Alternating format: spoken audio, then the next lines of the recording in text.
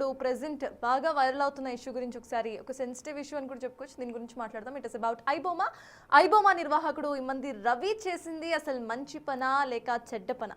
దీనిపై ఇప్పుడు 2 తెలుగు రాష్ట్రాల్లో కూడా ఒక పెద్ద ఎత్తున డిస్కషన్ సాగుతోంది. And that we all know about it. చట్టపరంగా ఇది తప్పని పోలీసులు చెప్పడమే కాదు, ఆయనపై కేసు సైతం నమోదు చేశారు. అయితే అనూహ్యంగా నెటిజన్స్ నుంచి మాత్రం రవికి ఒక ఫుల్ సపోర్టే కనిపిస్తోంది. సగటు ప్రేక్షకుడికి రవి చేసిన పనితో మేలు జరిగిందని అంటున్నారు వీళ్ళంతా కూడా. ఈ మొత్తం వ్యవహారంలో హైదరాబాద్ సిపి సజ్జనార్పై వ్యతిరేకత సైతం వస్తోంది. సిఎస్ దీనికి సంబంధించి అసలు పబ్లిక్ ఏమంటున్నారు? నిజంగానే వాళ్ళలో రవి మీద పాజిటివిటీ ఉందా, పాజిటివ్ కార్నర్ ఉందా? ఒకసారి బిగ్ టీవీ స్క్రీన్లో చూద్దాం. ఉంటాయి, ఇంకా కూలి పని చేసుకునే వాళ్ళు ఉంటారు, వాళ్ళందరూ అంతంత టికెట్ కొనలేరు. సో ఈ ఇమ్మడి రవి చేసిన పని అయితే చాలా మంచిదే. రవి ముందే చెప్పింది కదా, నేను ఎంచుకున్న మార్గం తప్పే కానీ నేను చేసేది మంచి పని అని చెప్పింది. డబ్బు ఉన్నాడు 10 మందే ఉన్నారు, డబ్బు లేని వాళ్ళు 90 మంది ఉన్నారు.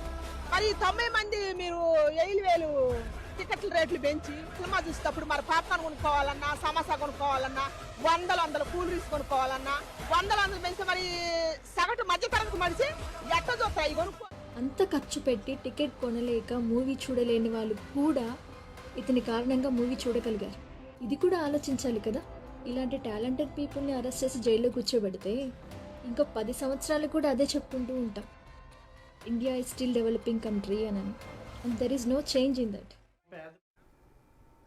పబ్లిక్ నుండి రవికి ఒక పాజిటివ్ సపోర్ట్ అనేది కనిపిస్తోంది. బట్ ఇది ఒక చీటింగ్ అంటూ కూడా పోలీసులు చెప్తున్నారు. అసలు ఇది చీటింగా లేకపోతే ఆ పాజిటివిటీ పబ్లిక్ నుండి రావడానికి రీజన్స్ ఏంటి అనేది will discuss with CS sir. మనం చూస్తున్నాము, though it is cheating, public నుండి మాత్రం ఒక మ్యాసివ్ సపోర్ట్ రవికి కనిపిస్తోంది. ఒక రాబిన్ హుడ్ కైండ్లో ఇటు రవిని చూస్తున్నారు. ఎలా చూడాలి? అండ్ ఆ రీజన్స్ అసలు ఎందుకు వీళ్ళంతా కూడా రవిని అంతా ఒక హీరో లాగా చూస్తున్నారు అనుకోవచ్చు మనం? ఇక్కడ రవి అన్నది ముఖ్యం కాదు, ఐబొమ్మ ముఖ్యం కాదు, పైరసీ అనేది లీగలా ఇల్లీగలా? సో ఇది fundamental question. So piracy is illegal, అనుమానమే లేదు కదా. ఇప్పుడు సినిమా కాస్ట్లీ అయింది, కరెక్టే, అందువల్ల ప్రజల్లో ఆ రియాక్షన్ వస్తుంది. కానీ రేపు పైరసీ వల్ల సినిమాలు తీయలేరు కదా, అప్పుడు ప్రజల సినిమాలు ఉండవు కదా. ప్రజలకు సినిమాలు ఉంటే అవి కాస్ట్లీనా చీపా అనేది నెక్స్ట్ క్వశ్చన్. సినిమాలే లేకపోతే ఎట్లా? ఇప్పుడు మీరు 50 కోట్లు 100 కోట్లు ఖర్చు పెట్టి సినిమా తీశాక ఆ సినిమా మీద డబ్బులు రాకుంటే నెక్స్ట్ ప్రొడ్యూసర్స్ ఎవరు సినిమా తీయరు కదా. యూ కెనాట్ గెట్ సినిమా మీకు. అందువల్ల ఇది లీగల్ యాక్టివిటీ ఎట్టి పరిస్థితుల్లో కాదు. ఫండమెంటల్లీ అల్టిమేట్గా ప్రేక్షకులే నష్టపోతారు. ఎందుకంటే సినిమాలు అనేది సక్సెస్ కావు, సినిమాలే తీయరుగా ఎవరైనా. సో అందువల్ల మనము అర్థం చేసుకోవాల్సింది ఏంటంటే కొన్ని సందర్భాల్లో వ్యవస్థల వైఫల్యం వల్ల ఇల్లీగల్ యాక్టివిటీస్ కూడా జనాల్లో గుర్తింపు రావచ్చు. ఇప్పుడు ఉదాహరణకు మీకు అత్యాచారాలు జరిగినప్పుడు రేప్ విక్టిమ్కు పాజిటివ్గా, రేప్ విక్టిమ్ మద్దతుగా పెద్ద సాలిడారిటీ వ్యక్తమవుతుంది. అప్పుడు ఆ అత్యాచారానికి కారకుడైన వాడిని ఎన్కౌంటర్ చేస్తే పోలీసులకు జైలు పలుకుతారు సమాజం. ఎందుకు? సమాజంలో ఒక సమస్య ఏంటి? ఇప్పుడు ఒక అత్యాచారం జరిపిన వాడు 4 రోజుల్లో బయటకు వచ్చి బెయిల్ మీద తిరుగుతుంటాడు. వాడికి 5 ఏళ్ళు 10 ఏళ్ళు శిక్ష పడుతుందో లేదో కూడా తెలియదు. ఈలోగా అత్యాచారానికి గురైన అమ్మాయి జీవితాంతం బాధపడుతూ ఉంటుంది.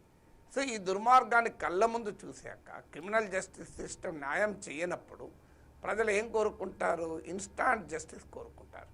సో ఆ ఇన్స్టాంట్ జస్టిస్ కోరుకోవడం వల్ల ఎన్కౌంటర్ను పెద్ద ఎత్తున సమర్థిస్తారు. మీకు వరంగల్లో ఎన్కౌంటర్ జరిగినప్పుడు కావచ్చు, మీరు హైదరాబాద్లో దిశ ఎన్కౌంటర్ జరిగినప్పుడు కావచ్చు, ప్రజలు పోలీసులకు జైలు పలికారు. దానికి కారణం ఏంటి? మరి ఈ ఎన్కౌంటర్ లీగల్ కాదు కదా మనం అనొచ్చు. మరి లా ఉపయోగపడినప్పుడు ఏం చేయాలి? చట్టం న్యాయం చేయనప్పుడు ప్రజలు ఏ రకమైన న్యాయాన్ని కోరుకుంటారో దానికి ఇది ఒక ఉదాహరణ. ఈ కేసులో కూడా జరుగుతున్నది ఏంటంటే సినిమా ఇండస్ట్రీ తమ ప్రేక్షకులకు సంబంధం లేని కారణాలతో పెద్ద ఎత్తున సినిమా ప్రొడక్షన్ కాస్ట్ పెంచేస్తున్నారు. 100 కోట్లు 500 కోట్లు 1000 కోట్లు. ఇప్పుడు హైదరాబాద్ పక్కన తీయగలిగిన సినిమాను వెళ్ళి న్యూజిలాండ్లో తీస్తారు. దాంతో ఖర్చు తడిసి మోపడవుతుంది. తర్వాత హీరోల రెమ్యూనరేషన్ అయితే ఆకాశాన్ని అంటినాయి. సో దీనికి ప్రేక్షకులకి ఏమీ సంబంధం లేదు, కానీ భారం మాత్రం ప్రేక్షకులకు అవుతుంది. మళ్ళీ సినిమా బిగ్ బడ్జెట్ మూవీస్ అని చెప్పి వాళ్ళు టికెట్లు పెంచుకుంటున్నారు. ప్రభుత్వాలకు వెళ్తే ప్రభుత్వాలు వెంటనే టికెట్లు పెంచుకోవడానికి అనుమతిస్తున్నారు. ఇది ఒక నెక్సెస్, ప్రభుత్వము ఫిలిం ఇండస్ట్రీ నెక్సెస్. దీనికి అదనంగా మల్టీప్లెక్స్లు, సింగిల్ స్క్రీన్లు తగ్గిపోతున్నాయి, చిన్న చిన్న థియేటర్లు ఆగిపోతున్నాయి, అన్నీ పెద్ద మల్టీప్లెక్స్లు ఎమర్జ్ అవుతున్నాయి. ఈవెన్ స్మాలర్ టౌన్స్ కూడా మల్టీప్లెక్సెస్ పెనట్రేట్ అవుతున్నాయి.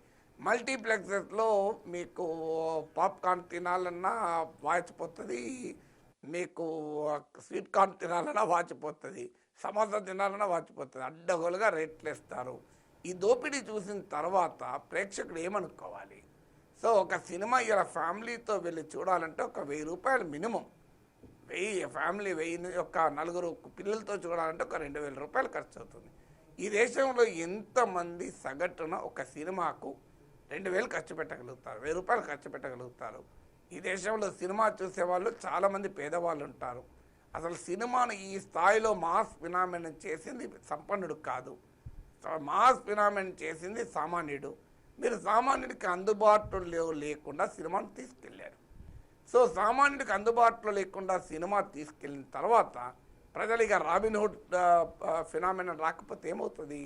అందుకే మాకు సినిమా చూడలేని పరిస్థితి ఉంది కనుక మాకు పైరసీ మాకు లాభం జరుగుతుందని వాళ్ళు భావించడంలో అర్థం ఉంది. కానీ పైరసీ ఏం చేస్తుంది? సినిమా ఇండస్ట్రీని లేకుండా చేస్తుంది. మీకు అల్టిమేట్గా సినిమా ఇండస్ట్రీ ఉండదు, సినిమా ఇండస్ట్రీ మిగలదు. ఎందుకు మిగలదంటే ఒక సినిమా నువ్వు ఎన్ని కోట్లు తీసి చూసినా తెల్లారి ఫ్రీగా దొరికినప్పుడు ఎందుకు థియేటర్లో ఎంతమంది చూస్తారు?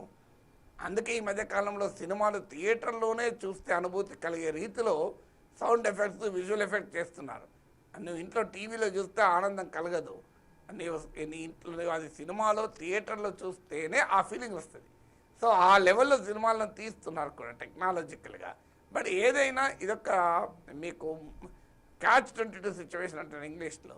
ఒకవైపు ఏమో పెరుగుతున్న ఫిలిం ఇండస్ట్రీ సినిమా ప్రొడక్షన్ కాస్ట్లు పెంచుకొని అది ప్రేక్షకులకు భారమై దూరం అవుతుంటే ప్రేక్షకులు భరించలేక చట్టవిరుద్ధమైన పైరసీ కూడా తమకు ప్రయోజనం కలిగిస్తుంది అని సంతోషపడడం. మరోవైపు ఏమో ఇదే పైరసీ రేపు సినిమానే లేకుండా చేస్తుంది. ఎందుకంటే no producer can produce a film. అది 1000 కోట్లు 500 కోట్లు పక్క పెట్టు, 10 కోట్లతో సినిమా తీసినా మీకు పైరసీ ఉంటే ఆ 10 కోట్లు కూడా రావు. మన సినిమా ఎలా తీస్తారు? సినిమా ఏడికెళ్ళి వస్తుంది? ప్రేక్షకులు ఆ లాంగ్ టర్మ్ ప్రాబ్లం. ఇప్పుడు మీకు ఎన్కౌంటర్లు, అత్యాచారాలకు పాల్పడవని ఎన్కౌంటర్ చేయడం కూడా ఈ ప్రాబ్లం వస్తుంది.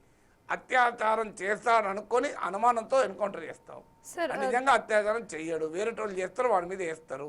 అది ఒక 4 నెలల రోజుల తర్వాత, 6 నెలల తర్వాత, 2 ఏళ్ళ తర్వాత, 5 ఏళ్ళ తర్వాత నిజం బయటపడింది అనుకోని ప్రాణాన్ని తీసుకురాలేం కదా. అందుకే చట్టవిరుద్ధమైన కార్యకలాపాలు కొన్నిసార్లు మనకు ఉపయోగం అనిపించినా కూడా దాన్ని అంగీకరించలేం కదా. ఇంకొకటి వినిపిస్తుంది సార్ మేజర్గా ఇటు ప్రజల నుండి ఓటీటీ ప్లాట్ఫామ్స్కు సంబంధించి. ఇన్ కేస్ మూవీ టికెట్ అంత పెట్టి వెళ్ళలేను అని అన్నప్పుడు ఇటు రిలీజ్ అయిన తర్వాత అంటే థియేటర్స్ నుండి వెళ్ళిపోయినాక చూడొచ్చు అనేది ఒక వాదనగా వినిపిస్తోంది. But the multiple OTT sites and అన్నిటికీ కూడా డిఫరెంట్ రేట్స్ ఇక్కడ ఫిక్స్ చేసుకొని ఉన్నారు. సో ఇది కూడా పెద్ద ప్రాబ్లంగా ఇక్కడ మనకి పబ్లిక్ దగ్గర కనిపిస్తుంది. సో దానికి సంబంధించి అంటే ఈ ఓటీటీ రెగ్యులేషన్స్ కానివ్వండి, టికెట్ రెగ్యులేషన్స్ కానివ్వండి, గవర్నమెంట్ టేక్ ఓవర్ చేయాలి అంటారా? గవర్నమెంట్ టేక్ ఓవర్ చేస్తే ఏ పని కాదండి. ప్రతిదాన్ని గవర్నమెంట్ టేక్ ఓవర్ చేస్తే మన న్యూస్ ఛానల్స్ కూడా గవర్నమెంట్ టేక్ ఓవర్ చేయొచ్చు కదా. ఇప్పుడు ఇన్ని మల్టిపుల్ టీవీ ఛానల్ ఎందుకు? అన్ని ఛానళ్ళని కలిపి గవర్నమెంట్ అని నడుపుతా అయిపోతుంది ఒక ఛానల్. సో మనకు గవర్నమెంట్ టేక్ ఓవర్ ఏం చేస్తారు? గవర్నమెంట్ అంటే ఎవరు చేయాలి? ఇప్పుడు గవర్నమెంట్ సినిమాలు తీస్తుందా? గవర్నమెంట్ ఓటీటీలు నడుపుతుందా? గవర్నమెంట్లు ఎలా పనిచేస్తే మనకు తెలియంది కాదు కదా. సో అందువల్ల గవర్నమెంట్ టేక్ ఓవర్ ఎప్పుడూ సొల్యూషన్ కాదు. రెగ్యులేషన్ అంటే వాస్తవంగా ఓటీటీ వచ్చాక ప్రజలకు మేలే జరిగింది కదా. సో నీకు ఓటీటీలు ఏమీ వేలకు వేల భారం లేదు కదా. మీకు ఇవాళ రకరకాల ప్యాకేజెస్ కూడా వస్తున్నాయి. ఒక 5-6 ఓటీటీలు కలిపి మీకు ఇంటర్నెట్ ప్లస్ ఓటీటీ కన్వర్జెన్స్ కూడా అయిపోయింది. Convergence and technology. నువ్వు ఒకటే బొకేలో ఇంటర్నెట్ పొందొచ్చు, టీవీ ఛానల్ పొందొచ్చు. కంపారిటివ్లీ అది ఈవెన్ నీకు ఆ రకమైన అవకాశం కూడా వచ్చింది. అందువల్ల నీకు అన్ని ఓటీటీలు కావాలంటే మరి you have to pay for it కదా. మీకు అన్నీ ఉచితంగా, మన ప్రజలకు కూడా అర్థం కావాల్సింది ఏంటి, అన్ని ఉచితాలు ఎలా సాధ్యమవుతుంది? సో మీకు ఎంటర్టైన్మెంట్ కావాలి కానీ అది ఉచితం కావాలంటే ఎట్లా సాధ్యమవుతుంది?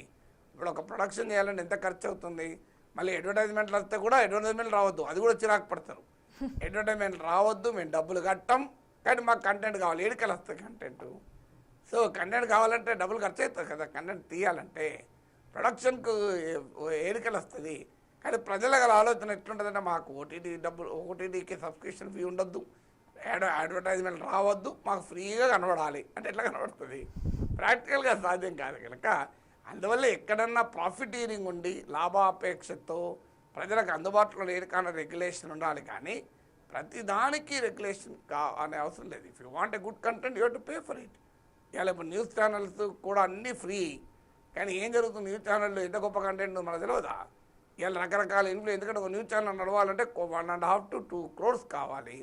2 crores పెట్టగలిగే వాళ్ళు ఏ ఛానల్ పెట్టగలుగుతుంది? ఖచ్చితంగా నీకు అనేక రకాల ఇంట్రెస్ట్ లిమిట్ ఉంటాయి.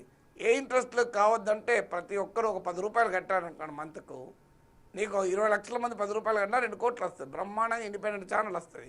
కానీ ప్రజలు సిద్ధంగా ఉన్నారు ఆ 10 రూపాయలు కట్టడానికి. 10 రూపాయలు అంటే ఎంత లెక్క? హాఫ్ టీ కూడా ఇవాళ 34 రూపాయలు ఉంది. అందుకే ప్రజలకు కూడా అర్థం చేసుకోవాల్సిందండి, everything cannot be free. So మీకు ఒక గుడ్ కంటెంట్ రావాలి అంటే డెఫినెట్గా you to pay for it కదా. అది అన్బేరబుల్ అయి ఇన్యాక్సెసిబుల్ అయినప్పుడు ప్రశ్నించాలి తప్ప అన్బేరబుల్ కానప్పుడు